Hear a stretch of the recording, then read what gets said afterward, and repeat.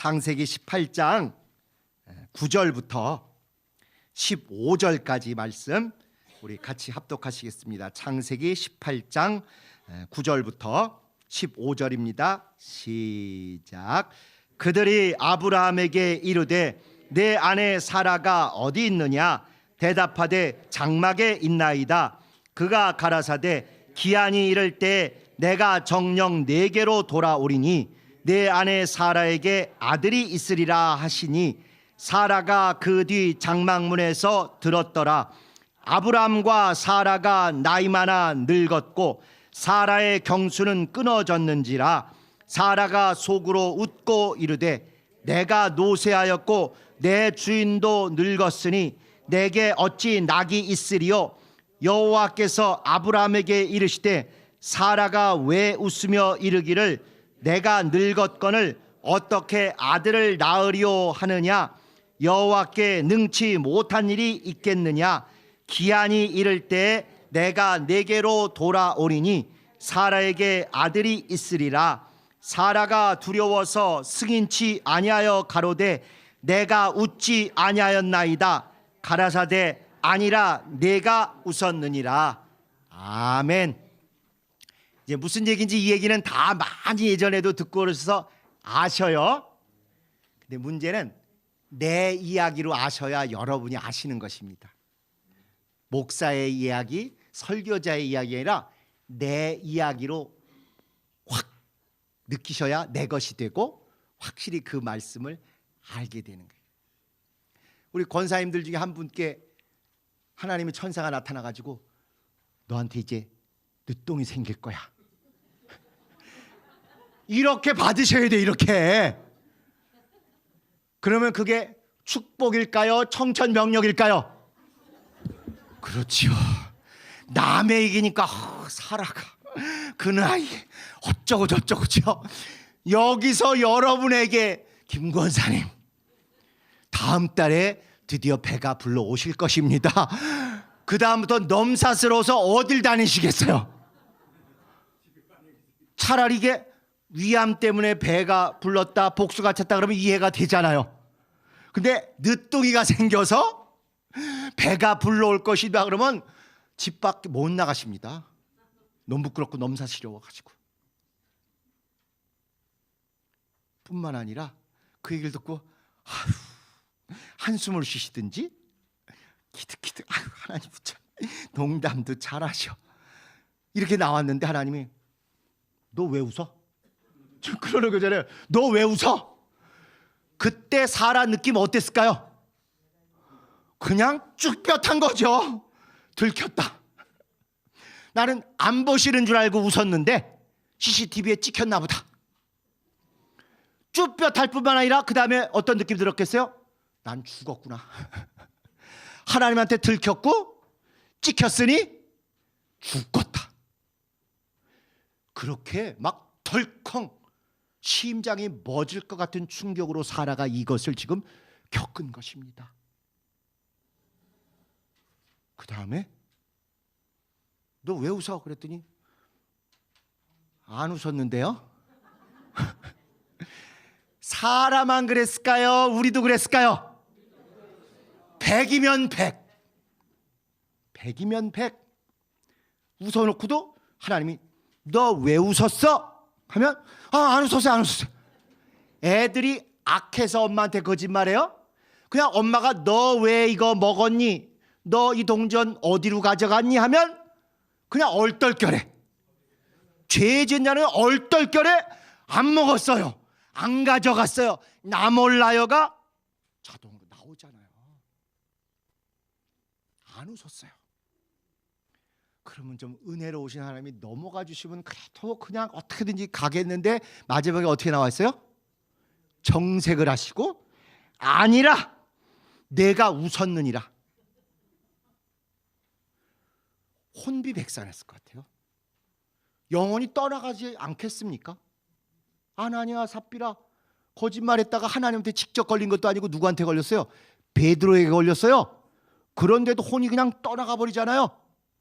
근데 지금 하나님을 대행하는 하나님의 천사 여호와의 사자 같은 그런 존재가 나와서 너 왜 웃어? 안 웃었는데요. 아니야, 내가 봤어. 너 분명히 웃었어. 혼절하고 까무라치고 죽었을 것 같아요. 이런 장면에 닥쳤다는 게 느껴지신 분은 이 말씀이 과거에 들었던 수준에 머물지 않고 내 얘기가 되는 것입니다. 각자의 이야기가.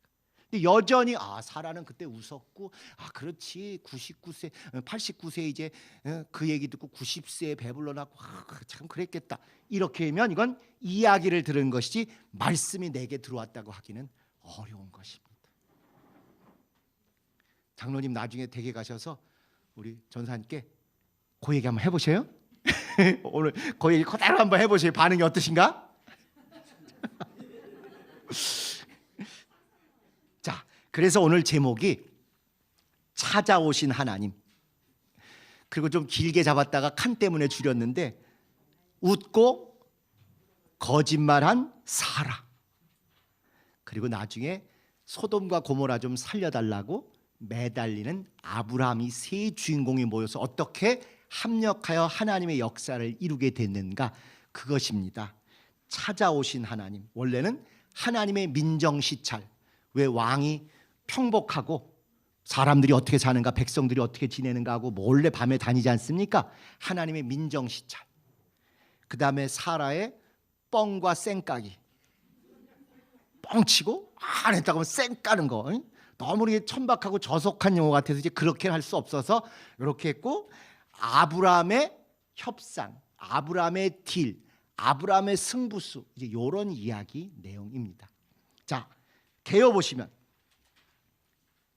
18장 전체의 첫 번째 부분은 하나님이 천사들과 함께 아브라함을 찾아오심. 세 천사가 왔다는 얘기 잘 아시죠?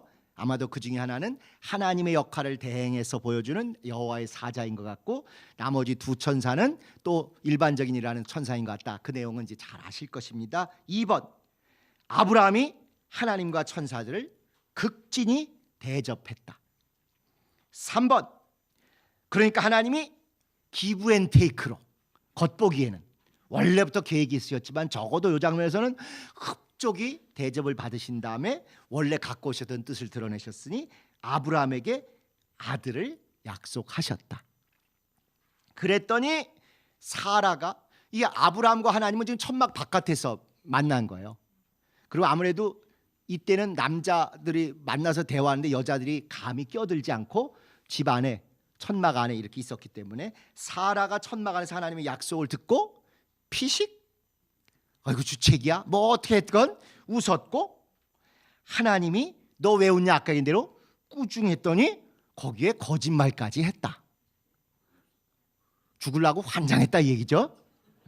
그랬는데 하나님이 그냥 일단 넘어가 주셨어요. 그 다음에 5번은 이제 천사들 둘이 소돔으로 향하고, 그 사이에 아브라함에게는 내가 정말 얼굴을 맞대고 이렇게 친구처럼 대하는 아브라함에게는 그래도 사정을 미리 얘기해 주는 게 도리겠다 해서 아브라함에게 소돔과 고모라를 멸망시키겠다는 계획을 말씀하셨다. 그랬더니 아브라함이 그걸 듣고는 하나님에게 소돔을 위하여 그 협상하는 거 아시죠? 사람 줄여나가는 거 50, 45, 45 하다가 나중에 10명 단위로 줘서 10명까지 간 얘기. 그래서 이것을 학자들이 볼 때는 이게 과연 중복, 소돔을 좀 살리기 위해서 중보기도 하는 모습으로 보이기도 하고, 또 협상, 하나님하고 딜을 하는 거예요. 물건 깎듯이. 좀 봐주셔야 되지 않겠습니까? 왜 하나님이 그걸 멸망시키려고 하십니까? 협상으로 하는 사람들도 있고, 계속 아브라함이 질문을 하잖아. 이러면 안 됩니까? 10명만 더 있으면, 20명 있으면 이렇게 질문을 한다. 이렇게도 하고, 제발 좀 살려달라는 걸 위해서 탄원한다. 근데 뭐가 됐건 설교자들이나 학자들에 따라서 이런 중보 또는 협상 또는 질문 또는 탄원을 한다. 결국 10명조차도 없다 보니 그것이 받아들여지지 않고 마지막에는 하나님과 아브라함이 헤어지고, 아마도 하나님은 가서, 여호와의 사자는 가서 그걸 멸망시키는 구체적인 일을 현장에서 지도하고 감독하고 실행하는 것 같다. 이제 이렇게 7덩어리로 잘 이어져 있습니다. 자, 그럼 질문 1번. 하나님, 여호와 하나님, 여호와의 사자, 여호와의 천사들, 이런 존재들의 차이는 무엇일까요? 요거는 제가 반드시 재판 좀 끝나고 나면 아주 자세히 우리가 제대로 잘 배웠던 건 뭐고 전혀 성경에 어긋나게 잘못 배운 건 뭔지를 한번 꼭 모아서 설명을 드릴게요. 개인적으로 유학을 갈 때 나 이러이러한 거 연구할 테니까 나를 받아주세요 하고 연구 계획서를 쓴 게 요거였거든요. 그랬더니 그 뉴욕에 있는 NYU라는 뉴욕 대학이라는 데 교수가 그 연구 교수로 좀 와라, 이거 같이 연구하자 해서 간 곳이고, 그래서 그분 덕분에 많은 것들도 배우고 또 수많은 자료들을 접하면서 아, 그런 건데 우리가 요거는 좀 잘 알았지만 요거는 틀렸구나, 요거는 실제로 성경과도 다르구나, 우리는 원숭이 똥구멍 빨개, 빨가면 사과, 사과는 말씀, 말씀 빨아, 이렇게 이어간 반면에 성경은 거기서 빨가면 토마토지 빨가는 사과가 아니었구나, 이렇게 조금 더 성경에 가깝게 하는 게 무엇인가를 저도 배우게 됐습니다. 요거는 이제 분량도 있고 하니까 오늘은 통과. 2번, 아브라함 또는 아브라함의 후손인 유대인들은 손님 접대 또는 더 좋은 말로 하면 환대, 아주 전심을 다해서 환영하고 대접하는 환대에 왜 이토록 전심을 다하는가? 여기 보시면은 뭐 가는 그냥, 자 6절에 보시면 이래요. 사라에게 이르되 속히 고운 가루 세 스아를 가져다가 반죽하여 떡을 만들라. 고운 가루 세 스아, 뭐 빨리 가루가 빻아서 떡 만들라, 이 얘기로 우리는 보는데요. 성경에 이거는요 하나님께 진설병 만들 때 하는 얘기예요. 아무나 이웃 손님 왔을 때 나그네에서 하는 수준이 아니에요. 그러니까 영적으로 보면 아브라함이 뭔가 이분은 특별한 분이다, 하나님이다 또는 하나님으로부터 오신 분이다, 이렇게 생각해서 자기도 모르게 얼떨결했을 수도 있지만 중요한 건 최고 품질의 하나님께 드리는 성전 제사용 그걸 하라는 것입니다. 또 세스함은 우리가 잘 감이 안 잡히는데 몇십 명이 먹어도 될 만큼 그렇게 많은 분량을 할 수 있는 분량이에요. 이것만 안 해도 대단한데 그 다음에 또 아브라함이 또 짐승떼에 달려가서 기름지고 좋은 송아지를 취하여 하인에게 주고 급히 요리하고 버터와 우유와 송아지를 가져다가 한 상다리 휘어지게 차렸다. 도대체 하나님인 걸 알아봤기 때문에 이렇게 진수성찬으로 대접하고, 아니면 이거보다 덜하나? 그게 아니고요. 유대인들은 지금까지도, 사실은 유대인뿐만 아니라 그 중동에 사는 다른 민족들도 나그네가 자기 집 문을 들어서면 일단 최고를 다해서 접대하는 게 그들의 문화고 거의 신앙과 같습니다. 유대인들은 이미 구원을 받고 시작하는 사람들이에요. 그렇죠. 종의 영일전자 하나님이 일방적으로 택하시고 시작하셨잖아요. 그래서 구원받아야지, 지옥 간 거 구원받아야지, 이게 그들의 신앙의 핵심이 아니고, 구원받은 우리가 구원받은 자답게 사는 게 무엇인가, 노력해서 구원받는다고 생각 안 해요. 그들 자꾸 우리가 율법에 잘못 배운 게, 그들은 자기 공력을 쌓아서 구원받는다고 알고 있다, 그런데 우리는 은혜로 받는다, 이렇게 도식적으로 하는데 아니요, 그들도 하나님이 일방적으로 택하셔서 은혜로 구원받는다는 걸 알아요. 그런데 구원받은 백성다웁게 살려면 무엇 해야 될까? 그 중에 제일 그들이 중요시 하는 게 이웃 섬김, 이웃 대접, 이웃에 대한 환대, 나그네와 객에 대한 환대, 이것입니다. 이게 아주 그들 신앙과 신학에서 제일 중요한, 이렇게 극진히 진심을 다해서 하는 것입니다. 이건 두 가지 의미가 있어요. 신앙 안에서도 중요하지만 현실적으로도 이 시대는 다 쌀벌하게 싸우는 시대 아닙니까? 그러니까 누구든지 내 가까이 오면 저가 나를 악하게 해하지 않도록 나는 너에게 좋게 대할게 해서 적개심이 조금이라도 줄어들고 누그러지도록 하기 위해서 이렇게 합니다. 뿐만 아니라 나쁜 마음을 가진 사람도 이렇게 좋은 것을 대접하고 내가 진심을 다해서 접대하면 그 마음이 선하게 돌 것이다. 이제 이런 현실적인 이유들이 있는 거예요. 그래서 우리도 조상 때부터 들어온 속담 중에 그런 거 있지 않습니까? 코 밑에 진상이라고.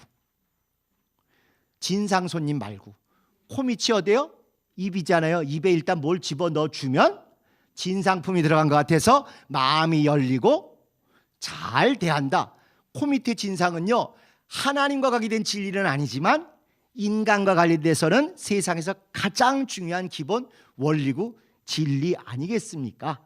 그래서 복음에서도 복음은 심령에 들어가지만 목구멍 이 수의실을 거쳐서 들어간다, 이런 말이 있어요. 학교에 들어가려면 수의실을 거쳐 들여보내주잖아요. 학교에 선생님 만나려면 복음도 심령에 들어가지만 수의실에서 통과시켜 줘야 된다는 거예요. 그러니까 우리가 이웃의 진심으로 사랑도 하지만 그 영혼에 복음이 들어가게 하기 위해서라도 수의실을 먼저 통과를 해야 된다는 거예요. 코미태 진상, 이렇게 진심을 다해서 접대하고 사랑하고 나누고 섬기는 게 될 때 복음이 그 고속도로를 타고 빠다칠 했다고 여기 나오잖아요. 빠다칠이 입술에서부터 혀를 지나서 목구멍까지 쫙 되면 복음이 쫙 타고 심령에 들어간다, 그런 개념입니다. 그래서 유대인들은 지금도 이웃사랑, 이웃섬김, 구제 전 세계적으로 이렇게 구호기금에 돈을 많이 내요. 우리는 다만 이걸 너무 잘못 배운 면이 좀 있다 보니까 왜곡됐어요. 우리가 그 헌신했던 것이 정말 주님 뜻대로 균형을 맞추고 잘했으면 온 사회가 적어도 이 신길동 인근만이라도 정말 성락교회가 우리 동네의 자랑이다 이렇게 됐을 터인데, 다른 어떤 교회보다 우리가 더 몇 배로 힘있게 헌신했고 진심을 다했기 때문에 안타깝지만 이제 뒤늦게라도 올해부터 이제 그걸 본격적으로 우리가 할 수 있으라고 생각을 합니다. 자, 세 번째, 하나님은 왜 속 시원히 한 번에 다 말씀하시지 않고 뭐 여러 번 찔끔찔끔 말씀하실까? 무슨 인관이고 괄호에 한 번은 아들을 주시겠다 그랬고, 또 요 앞장에 보면 사라의 몸을 통해서 주시겠다 그랬고, 또 여기 읽은 데 보면 사라를 통해서 주시는데 1년 후에 주시겠다, 이렇게 점점 더 선명하게 한 번에 내가 너 100세 될 때, 사라 90세 될 때, 그 전해 1년 전에 찾아와서 꼭 사라 몸에 아들을 주겠다 그러고 1년 후에 태어나겠다, 한 번에 쫙 하면 서로 깔끔하고 얼마나 좋겠어요. 근데 지금 몇 번씩 찾아오시면서 한 번에 찔끔 꼭 우리나라 연속극 같이 그냥 그 주 다 보여주면 얼마나 좋아. 지금 한창 누가 누구를 좋아하고 누가 누구를 죽일까 하는 그 순간 짠, 광고 60초 보고 돌아오시겠습니다든지, 아니면 꼭 그 다음 주에 된다 이거요. 하나님도 이게 연속극 극작가신가, 이게 꼭 그렇게 하셨어요. 이게 이해가 되는 게 한 번에 그걸 다 얘기하면 알아듣질 못하는 거예요. 알아듣지 못하면 알아듣고 나면 어떻게 해요? 노력을 안 해요. 그 다음부터 이거 다 이렇게 되는 거니까 뭐 굳이 내가 서두를 필요 없어, 다 알아서 하신다는데 절대 진실하게 사모하며 바라며 합당하게 살지 않아요. 만약에 75세 때 아브라함이 갈대아 우르에서 또 하란에서 이렇게 올 때 그때 이걸 다 얘기해 줬으면 아브라함이 이렇게 죽기 살기로 매달리고 이러지 않습니다. 아마 그날 밤부터 열심히 부부간에 노력은 하겠지만, 그래서 되면 하나님이셨다고 처음엔 인정하지만 나중에 누가 해? 내가 정력이 좋아서, 내가 회춘을 해서 이렇게 되는 거예요. 근데 이제 정말 자기가 봐도 25년을 지나면서 노력도 해보고 고난도 겪어봤는데 이제 도저히 희망이 없다는 걸 자기들이 아니까, 그렇지, 이제부터 하는 건 전적으로 하나님 내가 한 거라는 거 이제 인정할 만하지. 때가 되니까 그 전에 뭐 엘리에셀입니다, 하가를 통해서 낳은 이스마엘입니다, 아니야, 그것도 다 네가 한 거잖아. 할 수 있다고 생각할 때, 뭔가 자기가 이룰 수 있다고 생각할 때는 다 안 얘기하신 거예요. 두 손 두 발 다 들고 이제 도저히 안 되겠는데 하니까 사라에게서 나오는 아이야, 그리고 내년에 나와, 이렇게 하나씩 얘기합니다. 이게 신학적으로는 이걸 계시의 점진성이라 그래요. 계시가 하루아침에 모든 걸 다 100% 보여주는 게 아니라 점진적으로 조금씩 더 선명하게 보여줬다. 선악과를 먹고 났더니 여자의 후손이 올 거다 이렇게 생각을 했어요. 그때 그들은 몇천 년 후에 예수님이 오신다 이렇게 생각한 사람 아무도 없다. 이게 그 순간에는 여자의 후손이니까 하와에게서 아들이 나온다는 얘기구나. 그 아들이 아마 뭐 뱀을 어떻게 하고 이렇게 한다는 건가 보다. 이렇게 일단은 생각을 한 거예요. 그때는 계시가 그만큼만 알도록 허락이 됐던 거죠. 그러니까 가인 태어나서 얼마나 좋아하고 얼마나 옹야옹야하고 띄웠어요. 그랬더니 가인이 겸손했어요, 교만해졌어요. 다 그렇게 되는 겁니다. 그 수준에 맞게 거기 알 수밖에 없는 그 수준만큼만 알게 해주시는 이런 계시가 점진적으로 오고, 또 사람은 그것에 받을 만한 믿음이 연단도 받고 시험도 거친 다음에 제대로 옥토가 되니까, 그래서 이제 때가 됐기 때문에 99세 돼서 이렇게 다 마지막 단계까지 공개를 하신 것이죠. 이렇게 연단도 되고 포기도 하고 오직 주님께만 모든 영광을 돌만할 때가 이제 된 것입니다. 자, 그 다음에 4번, 이삭이라는 그 이름 뜻이 웃는 거다 이렇게 말씀드렸죠. 성경에도 나와 있고, 이삭, 웃음이라는 뜻의 이름은 아브라함의 웃음 때문에 이렇게 지었을까요? 사라의 웃음 때문에 이렇게 지었을까요? 그렇죠. 지금까지 여러분이 전혀 성경을 안 보고 들은 풍월로 기억하셔서 다 사라가 웃어서 웃음이라는 뜻의 이삭이라고 이름 졌다고 알고 계시는 거예요. 여러분은 지극히 정상적인 성락 교인들이십니다. 그렇게 설교를 했으니까. 그 배경에는 이런 잘못하고 못되고 모질란 것은 주로 남자 탓, 여자 탓, 여자를 없이 여기고 여자를 천시 여기고 뭔가 문제 있는 건 다 여자 잘못인 것처럼 하는 은연중에 우리 몸에 배있는 잘못된 사고방식 때문에 그래요. 17장으로 쫙 가셔서 17장에 17절에 보시면 아브라함이 엎드려 웃으며 심중에 이르되 100세 된 사람이 어찌 자식을 낳을까? 사라는 90세니 어찌 생산하리오? 아브라함이 먼저 웃었어요. 그랬더니 19장에 그러면서 하나님을 체면 안 손상하시도록 18절에 뭐라 그러냐면, 아브라함이 이에 하나님께 구하되 아이고 그래도 내가 정력이 좀 남아있어서 만든 이스마엘이나 하나님 앞에 살기를 원하지, 이미 끝장난 사라를 통해서 뭐 이상한 거 하신다고 무리하지 마세요 하고 실실 웃었습니다. 그랬더니 19장에 하나님께서 하나님이 가라사대 아니라 내 아내 사라가 정녕 내게 아들을 낳을 것이다. 너는 그 이름을 이삭이라 하라. 웃음이라고 이미 이때 지었어요. 여자의 웃음 때문이 아니에요. 사라의 웃음 때문이 아니에요. 사라가 믿음이 부족했기 때문에 그걸 일깨워주기 위해서 하나님이 꾸중반, 계시반 한 게 아니고, 아브라함이 믿음이 시원치 않았어요. 안 믿어졌어요. 하나님 체면 생각한답시고 괜찮습니다, 알아서 우리가 잘 적응할 테니까 너무 무리하지 마세요. 키득키득 웃고 실실거리니까 하나님이 아니다, 사라 통해다.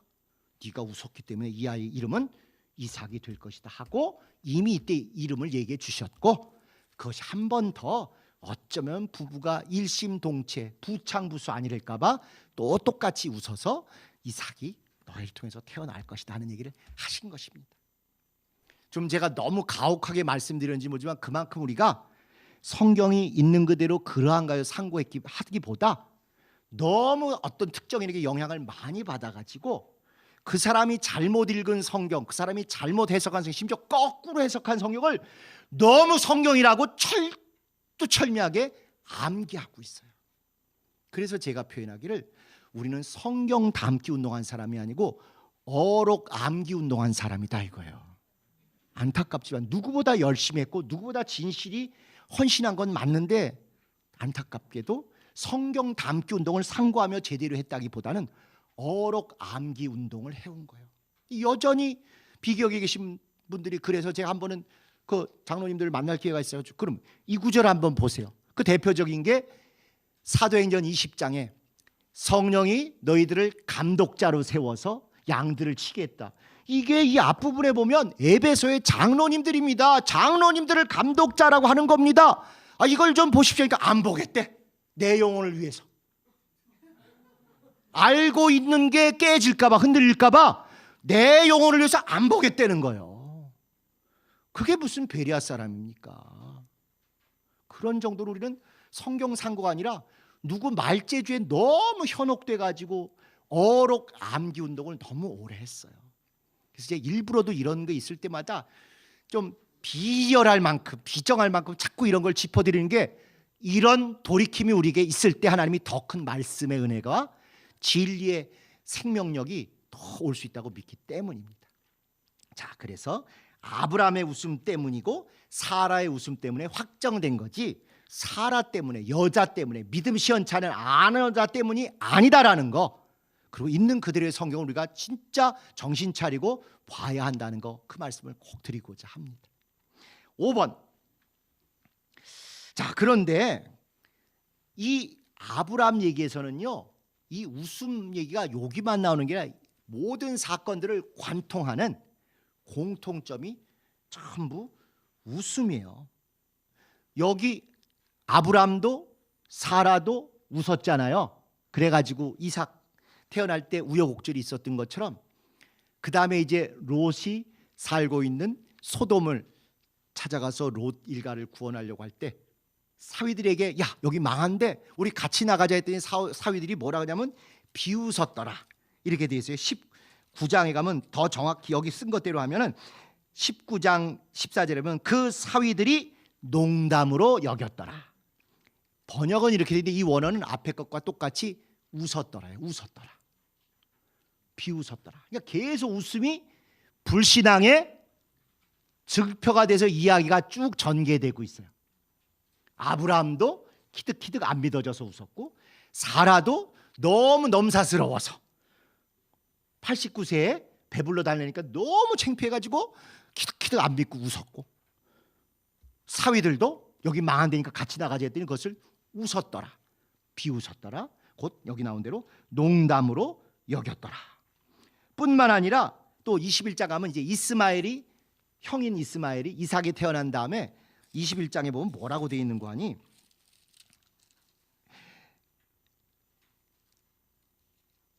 21장 9절에 사라가 본즉 아브라함의 아들 애굽 여인 하갈의 소생 이스마엘이 이삭을 희롱하는지라. 여긴 희롱하다고 되어 있는데 이게 또 웃었다, 웃었다. 에이 그 늦동이 저 빌빌한 거, 이렇게 자기는 체격도 크고 형인데 이제 겨우 100세의 늦동이로 나서 아직 제대로 활동 뛰어다니고 못하는 동생을 보고 웃었더라. 근데 이게 애가 귀여워서 좋아가지고 웃은 게 아니라 비웃고 놀리고 이런 것을 여기는 아예 그 뜻에 마땅하게 희롱하였더라, 이제 이렇게 얘기합니다. 또 이제 나중에 보면 이삭도 그 아버지 아브라함처럼 자기 부인 리브가를 부인이 아니고 누이입니다 하고 또 아비멜렉이라는 한 지역의 왕 같은 족장에 이렇게 바치는 그런 민망한 사건이 또 있었어요. 아버지가 직접 코치를 해줬는지 아니면 그냥 유전자에 있는지는 모르지만 그런 일이 있었어요. 그럴 때 이제 뭐라고 표현되어 있는 거니? 이게 26장에 이렇게 가보면요,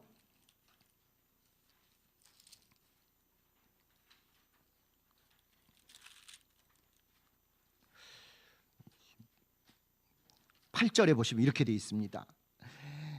이삭이 거기 오래 거하였더니 이삭이 그 안에 리브가를 껴안은 것을 블레셋 왕 아비멜렉이 창으로 내다보고 저것들이 누이라 그러더니 누이가 아니구나, 썸씽이 있는 관계구나, 이걸 이제 알아챈 겁니다. 이 번역을 여기는 껴안은 것이다 이렇게 했는데 이게 웃는 것을 보고요. 웃는 것을 보고, 우리 젊은 것들이 희희낙낙한다 이러잖아요. 우리도 뭔가 그냥 눈 맞추고 추파 던지고 뭔가 선을 넘으려고 할 때 희희낙낙한다고 한 것처럼 그랬다는 게 둘이 마주보고 그걸 이제 뜻에 맞게 껴안았다. 그러니까 껴안았다는 원어는 없어요. 웃은 것을 보고. 그러니까 이 아브라함 이야기 전체에 보면 웃는다는 게 다 안타깝게도 불신앙의 그 상징처럼 이렇게 쭉 연결되는 이야기입니다. 이삭 이야기 전체까지. 그랬다가 나중에 이제 이삭이 태어날 때, 21장 이삭이 태어날 때 진심으로 처음으로 믿음의 웃음이 나왔으니 사라가 하나님이 내게서 이런 엄청난 일을 하셨구나 너무 기쁘고 감사해서 믿음의 웃음이 나오고, 동네 사람들도 그걸 보고 와 이게 되네, 우리는 그냥 복수찬 건 줄 알았더니 애였구만, 늦동이었구만 하고 축하하며 부러워하며 박수치며 웃은 것입니다. 그런 정도로 이삭을 단순히 웃음이라고 이름 지은 게 사라만의 잘못이 아니라 아브라함의 잘못이 더 컸고, 사라의 또 불신앙의 웃음 때문에 그것이 확증이 됐고, 그 이후도 계속 웃는 것 때문에 불신앙들이 다 드러났는데, 그래도 이삭이 태어나니까 그 이름값대로 사라에게도 기쁨의 웃음이 됐고, 주변 이웃들에게도 기쁨 웃음이 됐다. 이제 그 얘기를 하려는 게 이 이야기 전체의 모습입니다. 자, 6절 보시면 하나님께 들린 소돔과 고모라의 부르짖음이란 무엇인가? 소돔과 고모라에 이제 멸망하러 오셨는데 거기 보면 우리가 읽지는 않았습니다. 21절에 이런 표현이 나와요. 내가 이제 내려가서 그 한 천사, 여호와의 사제 역할을 한 천사가 내려가서 이 모든 행한 것이 과연 내게 들린 부르짖음과 같은지 그렇지 않은지 내가 보고 알려 하노라. 그러니까 이 부르짖음이 과연 뭘까? 우리는 한쪽만 생각하는데 소돔과 고모라가 죄악이 관영해가지고 성적으로도 타락하고 완전히 향락으로 가득 찬. 그래서 제가 가끔 항의를 받으면서도 예를 드는 동네가 이제 홍대 앞이나 이태원 같은 데들이 조금 이제 그런 게 조금 우리 정상적인 사람 수준보다 좀 거시기 하지 않습니까? 이제 이런 것들 죄악 때문에 막 아우성이 하늘로 들렸다 사람들이 이렇게 생각해 주는데 맞습니다. 그런데 요 아우성, 부르짖음 요 단어들이 쓴 데는 전부 그 동네에서 힘 있는 자들, 돈 있는 자들이 서민들, 약한 자들, 가난한 사람들을 핍박하고 억압하고 착취하고 괴롭히는 불의, 부정의, 갑질 이런 것들이 있을 때 그것에 너무 힘들고 고통을 당하는 약자들이 하나님께 살려달라고 부르짖을 때 쓰는 그 단어예요. 그러니까 단순히 죄악과 타락과 성적 문란함 이것 때문에 막 아우성치는 이것만이 아니라 그것도 당연히 포함되고 그 못지않게 중요한 어떤 의미에서 성경 전체에 제일 많은 건 힘 있는 자들이 부자들이 약자나 가난한 자들을 착취하고 괴롭힐 때 부르짖는 그 소리를 꼭 여기 나오는 울부짖음, 부르짖음 이렇게 얘기를 합니다. 이거의 대표적인 게 어디겠어요? 애굽에서 바로의 압제에 의해서 정말 고통스럽게 고난을 겪었던 이스라엘이 하나님께 부르짖었더니 그 소리가 하나님께 상달되어 내가 내 백성을 구해야 되겠다 하고 출애굽시키시는 바로 그 장면입니다. 그러니까 작은 의미의 출애굽이 있어야 될 만한 그런 환경이 조성된 거예요. 죄악도 많아야 되지만 죄악만 많은 것이 아니라요. 특별히 압제가 많아야 돼요. 착취, 압제, 갑질, 힘없는 사람을 힘 있는 사람들이 막 권력으로 재판으로 몰아가서 두 손 두 발 들게 하고 월급 줄 거 안 주고 띄어먹고 심지어 제3세계에서 우리나라 일하러 오신 외국인 노동자들, 근로자들을 여러 가지로 경제적으로 착취하고 주먹으로 하고 심지어 성적으로 짓밟고 이런 게 아주 성경이 하나님이 제일 싫어하시고 저건 내가 직접 내려가서 들러엎고 해결해야 되겠다 하는 그 순간이 꼭 이 순간이에요.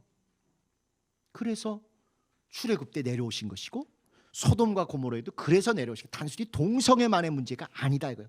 당연히 그런 범죄 성적 타락도 있지만 더 큰 건 이거다 이거예요. 우리나라도 안심할 게 아니에요. 교회가 이렇게 하나님이 부흥시켜 주셨고 믿는 자들이 이렇게 많이 됐고 먹고 살만하게 세계 10대 강국을 만들어 주셨는데 우리가 외국인 노동자나 우리 주변에 있는 우리 이웃들이 가난하고 힘들고 끼니를 거르고 이런 소식을 듣고 뉴스에서 보는데도 모른 척한다. 그들의 울부짖음이 하늘에 상달된다는 것입니다. 그렇기 때문에 이게 진짜 우리에게서는 너무너무 중요한 문제예요. 아주 중요한 문제입니다. 그 소돔과 고모라에게 하나님이 이렇게 그 소리들이 들린다는 것입니다. 자, 그 다음에 그게 여러분 우리나라 획기적인 부흥주의 하나가 빌리 그레함 목사가 와서 부흥시킨 얘기 아시지 않습니까? 그게 1973년이에요. 여의도에 일주일간 부흥이 하는데 300만 이상 모였는데 특히 마지막 날 100만 명 모였다는 거 아닙니까? 근데 뜻밖에도요. 원래 여의도는 국군의 날 행사만 했었잖아요. 그때 나라에서 하는 행사만 했었지 민간에게 빌려준 적이 없었는데 신기하게도 박정희 대통령이 이게 기독교인이 아니지 않습니까? 불교인에 가깝지. 그런데 또 그거는 그때 아주 대통령이 직접 허락을 해가지고 이렇게 됐대요. 그렇게 해서 빌리 그레함이라는 세계 최고의 부흥사가에서 얘기를 하는데 그분이 거기서 한 건 아니지만 미국에서 유명한 설교를 할 때 이런 얘기를 했어요. 하나님이 지금 우리 미국이 잘 되고 있다고 보시는 줄 아십니까? 얼마나 타락하고 성적 타락, 물질적인 낭비, 막 몹쓸 압제, 착취하는 이런 게 너무 많은데 하나님이 우리 미국을 사랑하고 그냥 둘 거라고 생각하십니까? 만약에 하나님이 우리 미국을 그대로 이대로 두신다면 하나님은 소돔과 고모라에 사과하셔야만 됩니다. 이런 얘기를 했어요. 그게 무슨 얘기겠어요? 우린 소돔과 고모라는 어마어마하게 나쁜 나라여서 그냥 다 들렀고 다 멸망해도 싸다, 합당하다, 하나님이 공의로우시다 이렇게 생각을 했지만 우리가 현재 처한 환경이 그와 똑같거나 더 타락해 있다는 걸 아무도 직시하지 않고 있는 거예요. 그런데 그래도 영적으로 깨어있는 하나님이 쓰시는 부흥사여서 그런지 미국민들 전체에 대해서 말하기를 지금 우리 미국 잘하는 것 같지만요, 이미 그때 미국도 타락할 대로 엄청나게 세계 최악의 죄악들을 짓고 있었기 때문에 지금 우리가 회개 안 하면 망할 터이다. 만약에 하나님이 우리나라를 미국을 망하게 하지 않으시면 하나님은 소돔과 고모라에 대해서 사과하셔야 됩니다. 그런 정도로 이 말씀이 소돔과 고모라 얘기를 우리의 얘기로 와 닿아요. 아직 우리나라는 그 정도까지는 안 갔다고 생각하실지 모르지만 거의 그 그냥 간다 때까지 왔어요. 미국은 그 당시에 얼마나 흥청망청했는가 하니 미국의 경제를 좌지우지하는 게 여러 가지 항목 중에 하나가 세계 최고로 돈이 많이 몰려다니는 게 곡물입니다. 곡물. 요즘도 무슨 우크라이나 전쟁 나니까 옥수수 값 때문에 사료 값이 들렁달랑, 밀가루 값이, 그다음에 우리 라면까지 거기에 막 춤을 추잖아요. 그 밀을 다 쥐고 있는 게 생산은 거기다 해도 그 모든 유통을 쥐고 있는 게 카길이라는 미국의 회사가 대표예요. 그런 회사들은 전 세계 날씨를 보면서 흉년이냐 풍년이냐 보고 공급을 조절해가지고 가격이 떨어지지 않게 조절하는데 어느 해는 너무 풍년이 들어서 가격이 떨어질 것 같으니까 큰 고물배 하나를 사다가 거기다가 곡물을 밀을 잔뜩 싣고는 저 태평양에 내보낸 다음에 일부러 깔아앉혔어요. 그러면 생산량이나 유통량이 줄어드니까 가격이 떨어지지 않고 오히려 오를 수 있다. 이런 일도 스스럼 없이 하는 게 미국의 그 자본을 갖고 있는 사람들이에요. 또 자기네 무기가 이게 계속 나가서 팔아먹어야 되는데 이게 무기가 재고가 많이 나면 어떻게 했다 그래요? 저 힘없는 나라들, 보복 못할 나라들, 영문도 모르고 싸울 나라들 이쪽 부추기고 저쪽 부추기고 이쪽 무기 주고 저쪽 무기 줘서 지들끼리 싸우게 하고 그거 허비하고. 제가 이런 얘기했다고 좌빨이 아니에요. 이거는 모든 사람들이 미국의 세계 경영에서 있어왔던 그런 일들이에요. 이런 정도로 미국이 타락하는 걸 목전에 본 목사가 그런 얘기를 한 거예요. 하나님이 지금 미국을 멸망시키지 않으신다면, 않을 거라고 여러분들이 생각하면 하나님이 소돔과 고모라에 사과하셔야 됐다고. 우리도 마찬가지 아닙니까?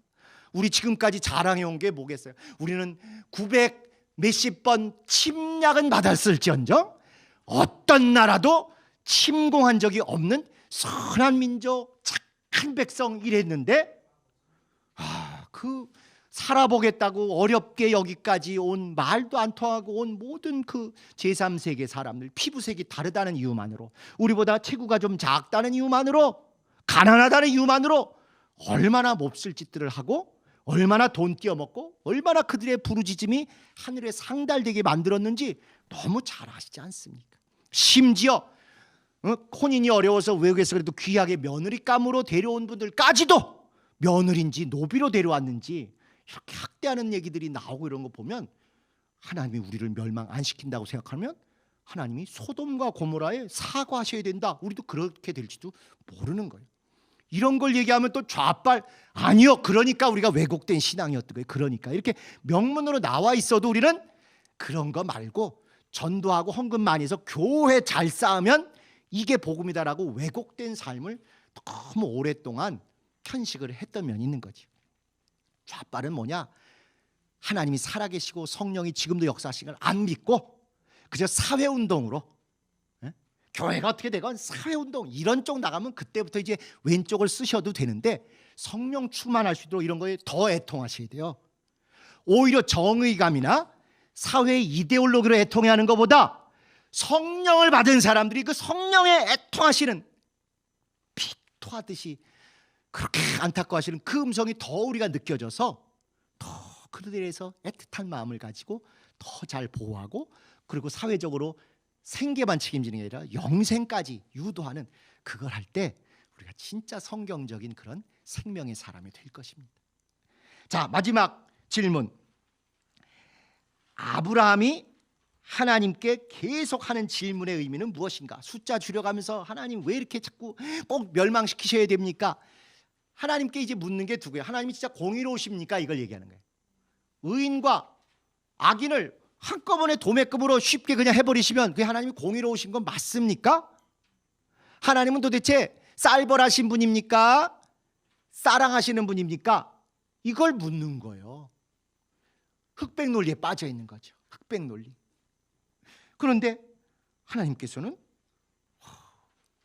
왜 그래야만 되는지를 차곡차곡 교리적으로 설명하지 않으시고, 그럼 네가 볼 때 어느 만큼 되면 내가 공의롭다고 인정하겠느냐? 질문에는 질문으로.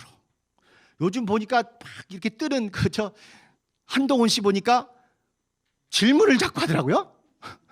그 사실은 그게 누구를 떠나서 성경적인 방법이에요. 예수님도 뭐 이렇게 가르치시기보다 너는 어떻게 생각하냐? 너희는 나를 누구라고 생각하느냐? 네가 볼 때는 누가 옳으냐? 누가 너의 이웃이냐? 하고 계속 질문을 하잖아요. 그래서 유대인들이 세계 최고의 지혜자가 되고 노벨상을 타고 똑똑한 사람이 되는 비결 중에 하나가 질문을 하는 것입니다. 질문. 한번 생각해 보세요. 사라가 이렇게 하나님이 야, 내가 너한테 아들 낳게 준다. 그러니까 피식 웃었어요. 너 왜 웃어? 했더니 안 웃었는데요 하고 거짓말을 했어요. 인간적이죠. 충분히 우리도 그 입장이었으면 그랬을 것 같은데요. 신앙에서는 그게 전혀 딴 얘기가 됩니다. 하나님이 너에게 자식 있게 하겠다는데 픽 웃은 거는요, 하나님의 전능하심을 부정하는 거예요. 인간적으로는 이해가 되지만 나 같은 사람한테 어떻게 하실까? 전능하심을 부정하는 거예요. 너 왜 웃었냐 했더니 안 웃었는데 하고 뻥친 거는, 그럼 하나님이 뭘 부정한 거예요? 전지하신 걸 부정하는 거예요. 웃은 거 뻔히 알고 계신데 안 보셨으니까 모르실 것이다 하고 그 앞에서 하나님의 전지전능함을 대놓고 부정한 거예요. 인간적으로 볼 때는 충분히 이해되고 충분히 공감이 되는 얘기지만 영적으로 볼 때는 이게 어마무시한 죄악에 속하는 게 사실은. 전능하신 하나님을 못 믿어서 못하실 거야, 에이 저런 이상한 소리를 하실까 키득 웃은 것이고, 다 알고 계신 하나님 앞에서 아니 안 웃었어요 거짓말로 그 하나님의 전지하심을 부정하는 그런 모습이에요.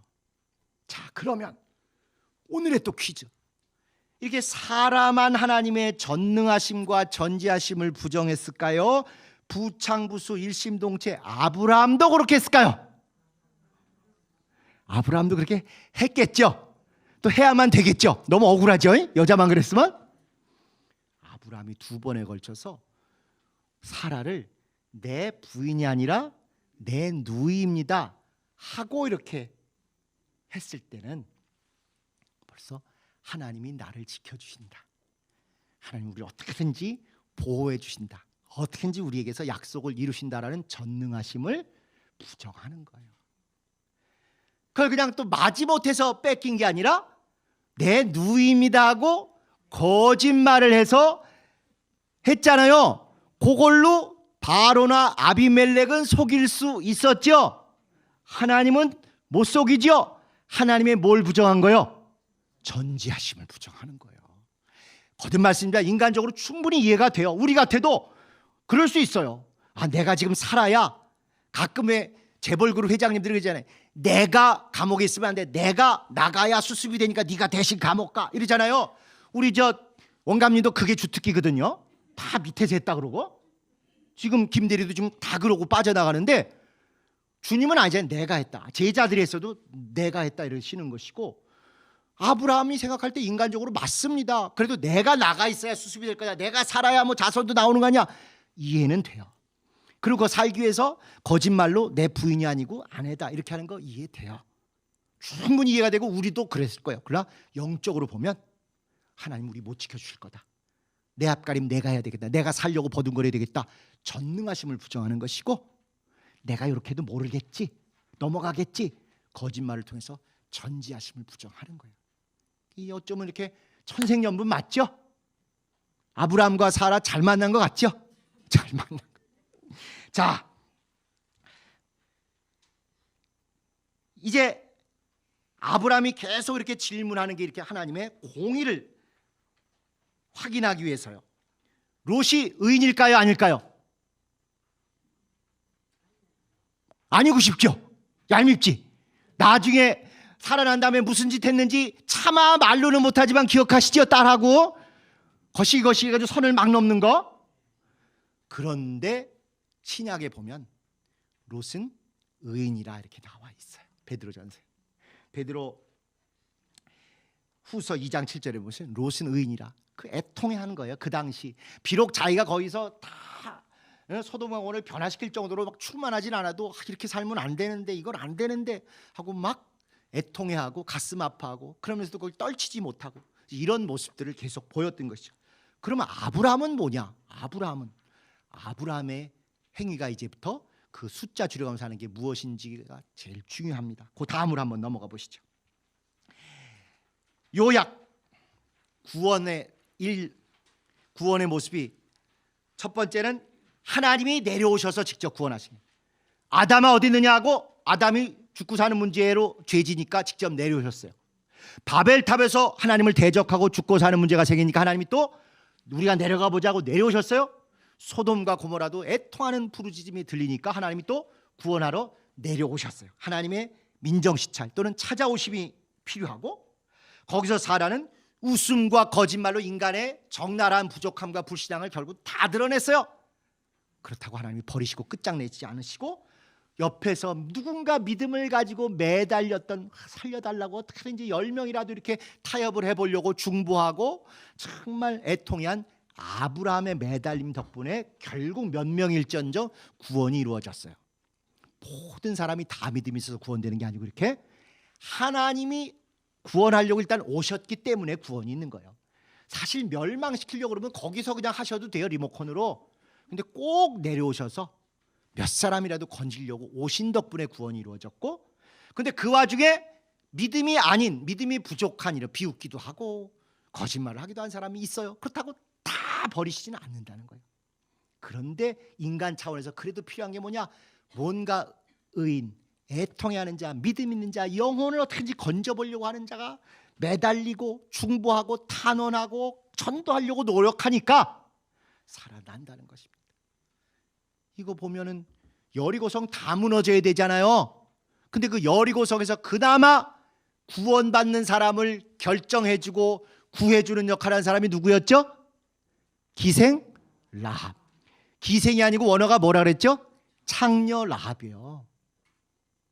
보세요. 아니 유대인도 아니고 가나안 사람이야. 그것도 버젓한 1인분 사람 몫으로 치는 남자도 아니고 여자야.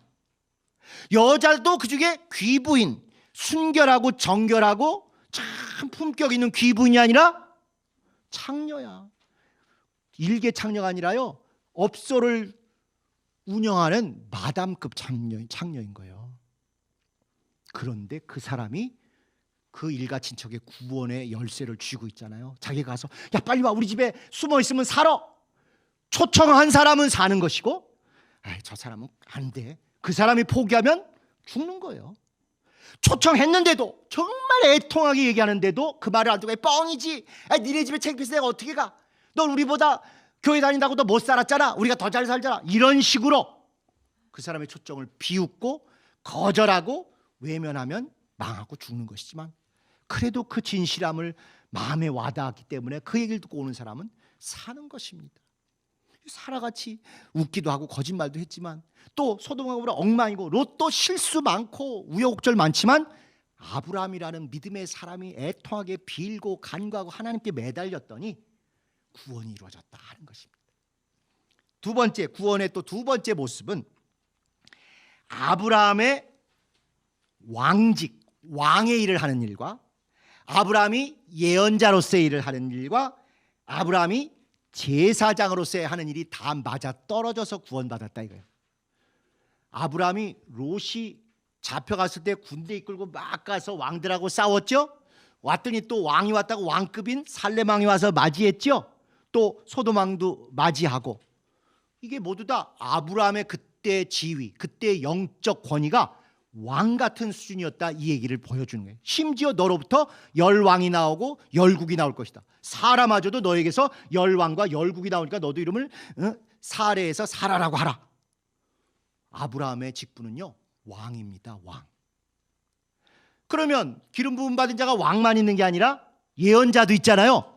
그러니까 이렇게 미래에 될 일을 하나님께서 아브라함에게 얘기해 주신, 내가 내 친구 아브라함에게 장차될 일을 말하지 않을 필요가 있느냐 하고 말도 하고, 아브라함이 직접 하나님을 대면해서 보기도 하고, 또 이상 중에 그 재물 쪼개는 얘기도 이루어지는 것입니다. 제사장이라는 거예요. 그 다음에 드디어 이제 소돔과 고모라를 살려달라고 중보하는 거예요. 하나님과 백성 사이를 중보하는 대제사장처럼 그렇게 중보를 합니다. 또 아내를 잘못 가져갔다가 큰 일을 치르는 그 바로의 집에 여인의 태가 다치고 재앙이 찾아왔을 때, 그때도 아브라함이 중보하게 해라. 그래서 아브라함이 하나님께 중보기도 또는 도고기도를 하니까 그 집에 병이 다 나았다. 그래서 이 소돔과 고모라를 살려달라고 빌고 10명까지 줄어들고 하는 이 모습은 아브라함의 직분이 제사장임을 보여주는 것입니다. 왕으로서 싸워서 군대를 끌고 나가 싸워서 이겨서 백성을 찾아오는 얘기, 예언자로서 하나님의 말씀을 전하기도 하고 미리 내다보기도 하고 또 하나님과 대면하여서 그 이상 중에 하나님의 역사를 보기도 하더니, 이제 마지막 마무리로서 이렇게 중보해서 구원의 길을 열어주는 이 일도 하는 거예요. 그러고 보니까 아담도 왜 왕도 되고 제사장도 되고 예언자도 된다, 이 말씀을 창세기 2장 때 말씀 드렸을까요? 안 드렸을까요? 드렸죠. 3장 때 복습까지 해드렸습니다. 왕이어서 불러서 이름 붙이고 불러서 명하면 그대로 다 될 거고, 또 예언자이기 때문에 하와가 자기에서 나온 걸 보지 않아서도 뼈 중에 뼈 살 중에 살이라, 이걸 다 그 영감으로 알아보고 선포하고, 그 다음에 제사장이기 때문에 지성소를 상징하는 에덴에 제사장을 두고, 그 다음에 율법을 가르치고, 그 다음에 이 성소를 지켰다. 그래서 아담도 이 세 가지 직분을 감당한 예수의 예표다. 노아도 마찬가지입니다. 부르면 다 오잖아요. 누가 어중이 떠중이가 부르는데 누가 옵니까? 왕이 부르니까 모든 만물들이 다 오는 것입니다. 그리고 다 왕이니까 그걸 통솔하고, 그 다음에 그 주변 사람들이 홍수가 온다 다 해라, 계속 하나님 말씀을 대언을 해서 예언자 직분을 감당을 하지요. 그리고 이제 나온 다음에 또 하나님께 단을 쌓고 제사 드리고 화목이 이루어지게 하는 이런 것들이 다 왕의 일, 왕직, 예언자의 일. 성경에 분명히 말씀하기를 둘째 사람 마지막 아담이요. 단순히 단어 차고가 아니라 전혀 그 내막을 모르기 때문에 우리가 그렇게 오해를 했던 것입니다. 마지막 아담, 이제 더 이상 아담이 필요 없다. 왕의 역할도 하고 제사장의 역할도 하고 선지자, 예언자 역할을 하는 아담은 예수가 마지막이다. 그러고 나서 우리가 사도가 되어서 사도 같은 우리가 됐기 때문에 우리도 왕 같은 사람이기 때문에 세상 왕인 귀신을 명하니까 쫓겨나가는 것입니다. 그 다음에 우리가 예언자 같은 사람이니까 말씀을 가서 전파하는 거예요. 그 다음에 우리가 제사장 같은 사람이니까 위에서 손 붙들고 기도해주고, 병자를 위해서 어떻게든지 낫게 해달라고 안수하고 이러면 여러분이 해도 똑같이, 목사만 해서 되는 게 아니라 모든 예수의 피로 구원받고 거듭난 우리 모두는 그 메시아의 그 직분 세 가지를 다 하는 게 기본이고 정상이다 하는 것입니다. 왕으로서 귀신을 명해서 내쫓고 세상 임금을 이기는 걸 확증해야 되고, 예언자로서 그 말씀을 하나님께서 전해주기를 원하는 대로 전하고 그 영혼을 구령하고 그 속에 말씀을 심어줘야 하는 것이고 돌이키게 하는 것이고, 또 제사장으로서 가서 참 병자에서 기도해주고 안타까운 사정에서 합심해서 도고해줘서 해결되도록 이렇게 하는 게 우리의 사명입니다. 아브라함이 그걸 또 세 번째로 보여준 것이고요. 자, 요약의 세 번째, 이제 구원에 또 어떤 모습이 벌어졌느냐? 하나님의 일방적인 은혜로 찾아오셔서 구원도 됐지만 역시 또 그 와중에 아브라함이 하나님을 환대했기 때문에, 가만히 있어서는 안 되고 환대를 했기 때문에 그게 잘 맞았다. 오늘 11시 예배 다시 한번 요약을 말씀드리면, 11시 예배 첫 번째는 자백 또는 자복을 해야 되고, 두 번째는 그렇게 해서 회개를 해야 되고, 세 번째는 그래서 용서를 받아야 된다. 그런데 거기서 끝이 아니라 사실은 4번, 5번까지 윤영신 목사님 말씀해 주시기를, 네 번째는 그럼에도 불구하고 아니 다 됐다가 아니라 고백을 해서 시인을 해야 한다. 그러고 났더니 하나님이 잘했다고 또 거기에다가 은혜도 베푸시고 사랑도 베푸시고 축복도 베풀어 주시더라 한 것처럼, 하나님의 일방적인 은혜로 구원이 이렇게 임했는데, 그래도 역시 그 와중에 아브라함으로서는 자기가 할 수 있는 최선의 일, 최대한의 일인 환대를 했다. 하나님과 그 천사들을. 또 롯도 그 천사들을 어쨌건 자기 나름대로 환대를 했지 않습니까? 그랬다고 해서 구원받은 게 아니라 하나님이 아브라함이 한 기도를 기억하셨기 때문에 결국 알파요 오메가인 하나님께서 은혜도 베푸셨고 기억도 하셔서 구원이 됐는데, 그렇다고 인간은 손 묶고 가만히 있어서가 아니라 그럴 만한 사람임을 드러내는 믿음을 보이는데, 아브라함 것을 환대를 통해서 하나님이 너 진짜 믿음이 있구나, 믿는구나 인정하셨고, 롯은 그렇게 자기 나름대로 또 그 어려운 환경에서도 천사들을 잘 환대했더니 하나님이 아브라함과의 약속, 아브라함의 기도를 기억하셔서 이렇게 됐다 하는 것입니다. 자, 이제 저장, 어쩌면 그렇게 똑같은 일들이 반복되는지. 반복, 소돔과 고모라 때문에 롯이 당한 2번의 곤경. 처음에 소돔과 고모라가 신도시잖아요. 좋은 도시. 그래서 내가 먼저 차지하겠습니다 하고 갔다가 좋은 도시, 부자 도시니까 이 주변 나라들이 약탈하러 왔잖아요. 그래가지고 잡혀갔던 것을 아브라함이 밤새 쫓아가서 구조해 줬어요. 나쁜 일이 이렇게 한 번만 있지 않고, 그럼 거길 떠야 되는데, 그래도 여기가 좋사오니 내 재산이 여기 다 있사오니 하고 소돔과 고모라에 역시 그대로 머물렀어요. 그러니까 이 두 번째 완전히 멸망할 때 또 한 번 곤경을 겪게 되고, 그럼에도 불구하고 하나님이 아브라함과 한 약속을 기억하셔서 또 한 번 아브라함이 가서 천사들이 구해올 수 있도록 도고기도 해주고 중보 결과 살아나게 됐습니다. 그러니까 롯은 소돔과 고모라 때 2번의 곤경을 당한 것이고, 아브라함은 또 소돔과 고모라에 발목 잡혀있는 롯을 2번씩 구조해 줬다. 어쩌면 이렇게 똑같은 양상이 벌어질까.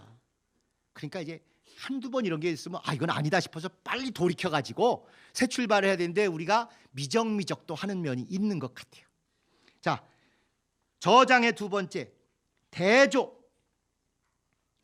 웃긴 웃는데 아까 이들 웃는 얘기 많이 말씀드렸지만, 신앙의 웃음은 참 웃음, 기뻐하고 감사해서 웃고, 그러나 불신앙의 웃음은 비웃음, 부창부수고 일심동체. 어쩌면 부부가 다 그래요. 아브라함도 하나님의 전능하심을 부인해서 자기 부인을 이렇게 딴 데로 토스하고, 하나님의 전지하심을 부인해서 누이라고 거짓말을 하더니 사라도 하나님이 애 낳게 한다는데 피식 웃어서 전능하심을 부인하고, 너 왜 웃었어? 안 웃었는데요. 거짓말해가지고 전지하심을 또 부인하고. 100% 우리 모습이에요. 이들을 비난하려고 아니라 우리 모습인데 작게 공감도 되고 이해도 되지만, 불신앙과 불순종의 모습이 이렇게 전지하심을 부정하고 전능하심을 부정하는 것으로 나타나게 됩니다. 이 신앙의 부창부수 한번 보세요.